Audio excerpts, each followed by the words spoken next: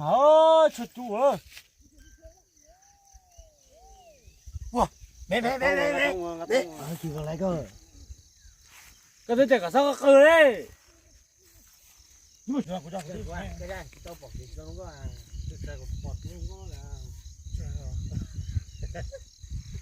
cấp bớt tiền rồi cấp bớt tiền. Này xuống cho này. Đi được luôn rồi. Ya, thế nó giờ muốn tên một tên là tổ chức để tôi sai này à? Ya, cái chuột lại ha, đi trắng thôi. Được rồi. Tôi rồi.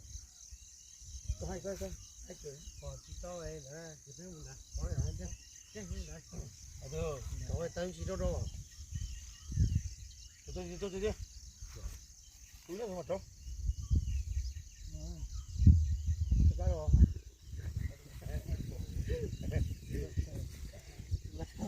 That bro? You call bro? I'm so hungry, bro. Hungry.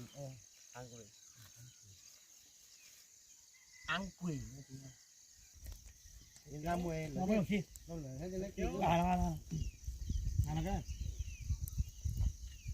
That bro. Thế chứ nó sinh gió chỉ ta tật ta nôn gì cũng nôn từ nó nè chưa nó là sinh gió chắc không gì trả lời nữa bó vì nó nó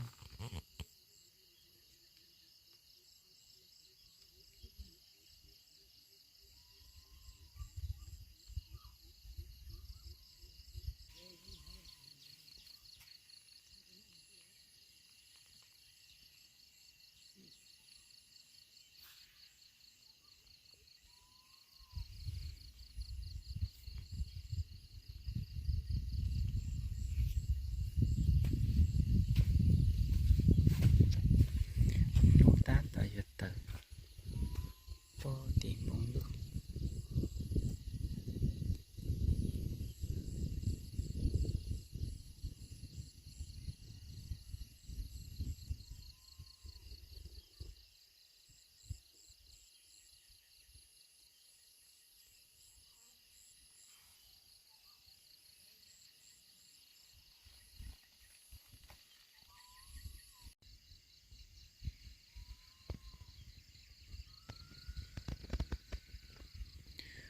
mấy từ lý nhau quá bó bị hai rồng bó bị nó tao bó bị là đã khá tê bó bị nó tao